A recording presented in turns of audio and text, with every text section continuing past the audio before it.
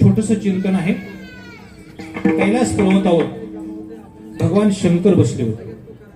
माता पार्वती बाजूला आहे आणि भगवान शंकर पार्वतीला विचारतात, पार्वती, नारद आलेला असे दिसत नाही. नारद, पूर्वीच्या काळी नारदाशिवाय देव लोकांनाही चैन पडत नव्हती. सर्वांना नारद राहावा वाटायचा. नारदाला फार किंमत होती दयानंद गुरुजी. कवा आता नारदाची किंमत कमी झाली. तेव्हा एकच नारद होता, तर घराघराने नारद जन्माला आले. गावात तर झालेच. मी अर्थशास्त्राला असताना आम्हाला एमएला एक सिद्धांत होता, ऐका, ज्याचा पुरवठा वाढला की मागणी कमी होती आणि पुरवठा कमी झाला की